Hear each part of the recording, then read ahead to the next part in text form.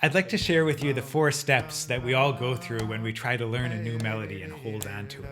This is the journey from first encountering the melody to eventually knowing it so well that you can share it with others. And through this process, we become containers, not only for the melody, but also for the life force that accompanies the notes.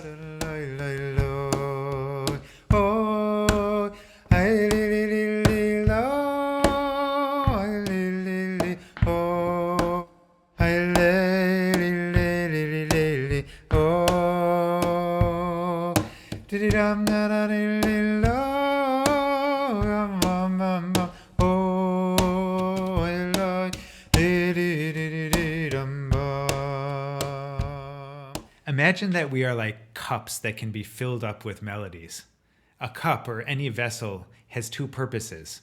One is to hold, and the other is to pour. We can learn to hold melodies and then pour them out to the next person.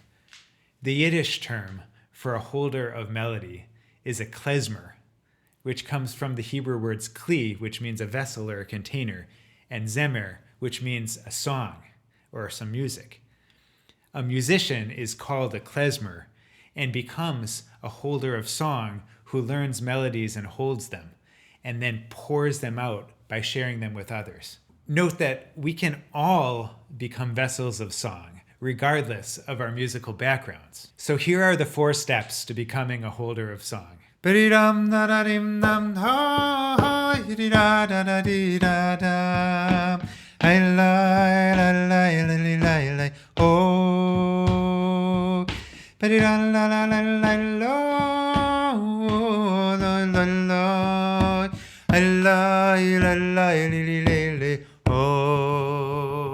So in the first phase, we just encounter a new melody.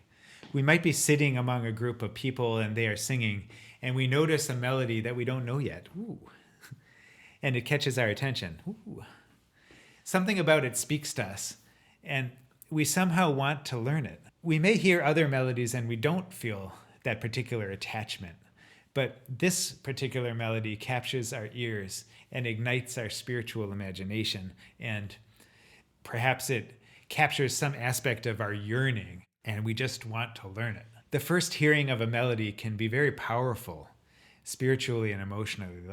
It's like meeting a new friend or a partner.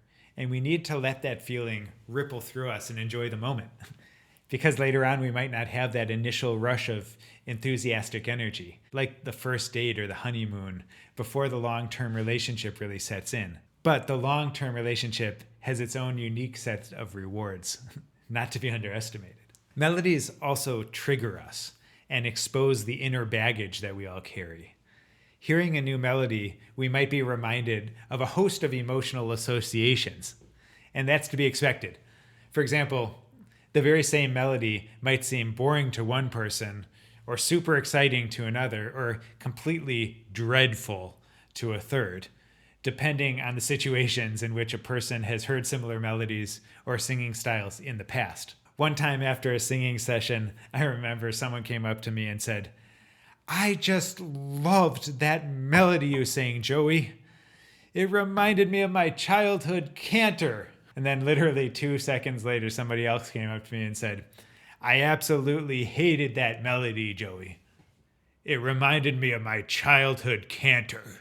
All of this goes to show that any melody can strike us as wonderful or terrible, just depending upon our past experiences and our mood today.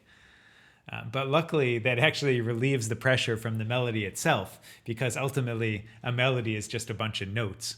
And since any melody can seem to be good or bad, what's important is not what the melody is, but how we sing it and what life we bring to it. Anyway, in this first phase of learning a melody, we simply encounter the melody and try to give it the benefit of the doubt. It's like meeting a new friend. "Nice to meet you, Mr. Melody. Nice to meet you." In this first phase of learning, it will help to notice things about the melody generally, like it has 2 sections, or the first section is low, bum bum bum, but it goes high in the second part. Or it's in major. Da da da da dee da da da dum bum bum bum. Or it feels bright. Da dee dum bum bum bum dee dum dum. Or maybe you'd say, I could sing that melody while walking, but not while running. It's that kind of tempo, like dum ba da da dee dee da da da dum dee dee la la la oh. So that brings us to the second stage. In the second stage of learning a melody, you can sing along with the melody almost in its entirety, as long as other people are really carrying the tune with you or for you. When the other singers stop singing, it's hard to remember what comes next. But when they are singing, it's like the whole thing and it's all easy. This stage requires a lot of patience. So everybody has different musical learning styles and abilities. So some will take a very long time to learn the melody, but eventually they will firmly learn it and it's like firmly held in them forever. Others can seem to be able to learn a melody very quickly, like after only 1 or 2 rounds, but then by the next day they've completely forgotten it and it's like gone as if it never even passed their ears. I'd say it takes at least 20 times singing a melody and maybe several hundred before it really enters the kishkas, before it really gets inside of you and deep into your being, before it lives in you and emerges from your mouth without thought. It just becomes a song. So don't be afraid to repeat. Repeat and repeat. Sing along and try to catch a few notes each time it comes around. And eventually you'll put all the pieces together like a big puzzle. Another tip here, especially if you're very musical, don't harmonize until you know the entire melody. If you're like me, you'll start harmonizing almost immediately, but it becomes a sort of excuse to help me avoid doing the hard work of learning the melody itself. Some people are really helped by words to sing as well. Having words gives them a hook to hang their melodies on. But others find the words distracting because they are trying so hard to get the words right that they can't really live in the melody itself as it's happening. For those folks, it's often better to sing melodies without words, like nigunim and so forth. Whatever your strengths, though, just remember to have patience and to sing the melody many, many, many times. Repeat, repeat, repeat. You can always have confidence that repeating the melody again will deepen your connection with it and really allow it to be alive inside of you. Our ancient sages insisted that repetition was the key to learning. Like as Hillel taught in the Talmud, that one who reviews their studies 100 times is not comparable to one who reviews their studies 101 times. Luckily, repeating and restarting are actually part of the essence of the art form of a nigun, of a melody anyway, which constantly changes and refreshes itself with each round. Dum bum dum da di di di di di la I la li oh dum bum bum da di di di di da oh I la di da di da da. By the way, what do you think about this video so far? What thoughts are coming to your mind as you're watching about learning melodies? Leave a comment below and join the conversation. Also, if you like this particular old melody that I'm singing, which is called the Kane Street Nigun, I teach it in depth in my Art of the Nigun course on songisprayer.com, and I'd love to invite you to join me in more musical study and learning there.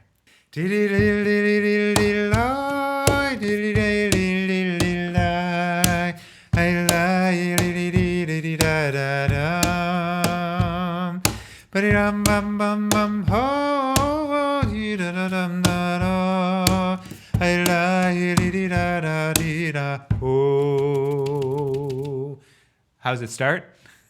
Okay, right. So the third stage of learning a melody is wonderful and also frustrating.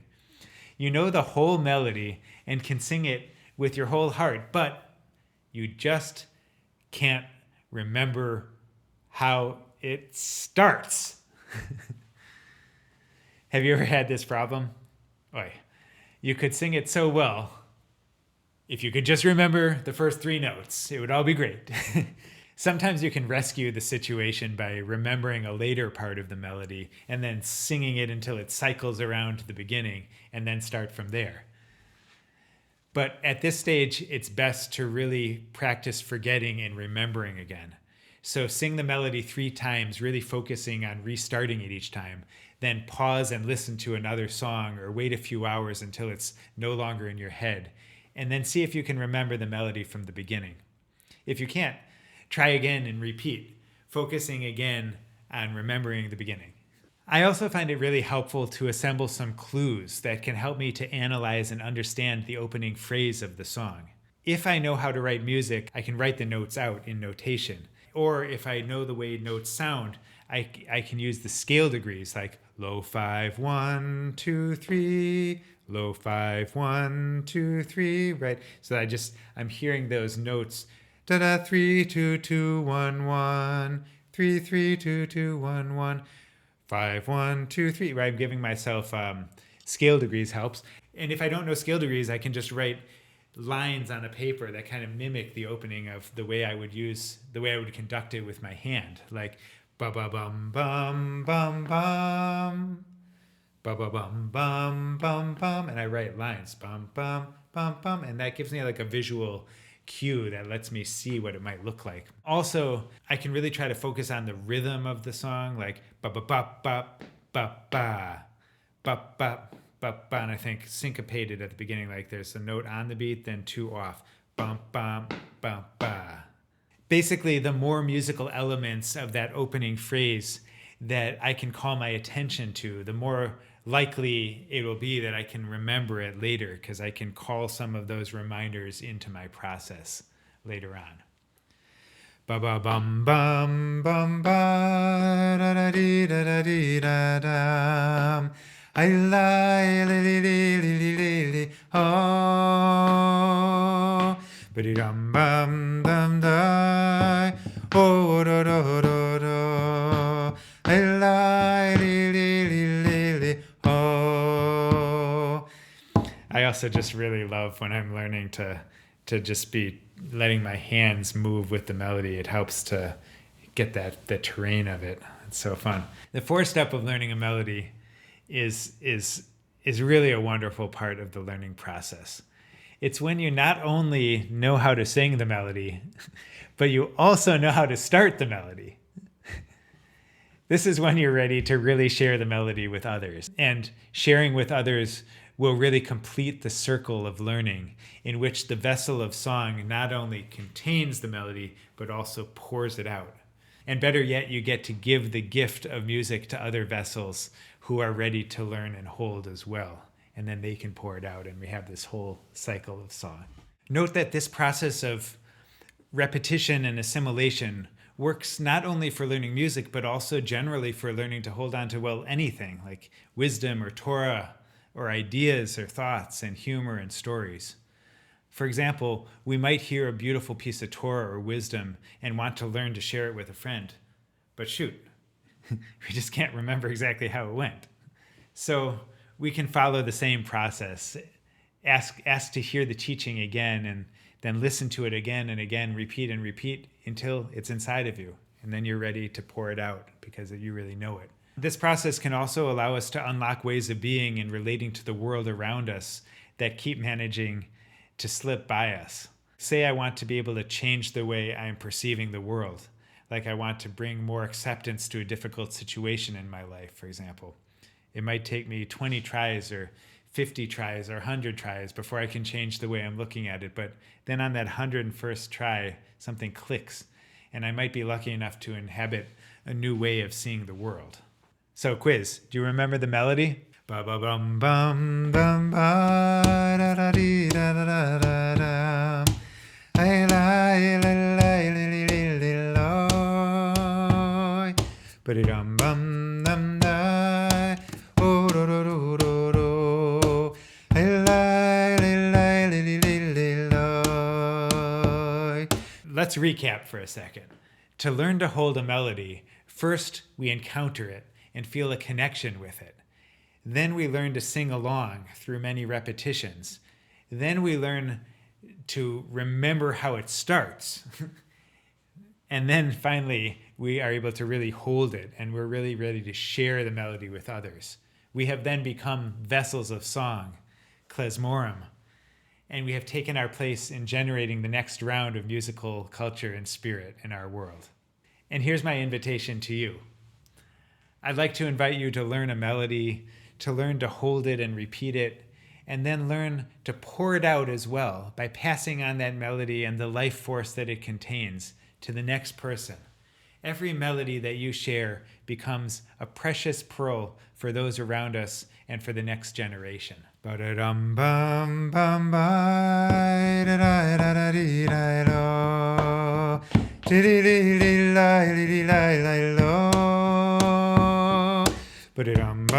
If you're enjoying this, please like and subscribe to our YouTube channel below and leave a comment. Tell us, what is it like for you to learn melodies? And for even more connection, check out songisprayer.com to join our email list and to explore in-depth resources in Jewish spiritual music. The link is down below. See you next time.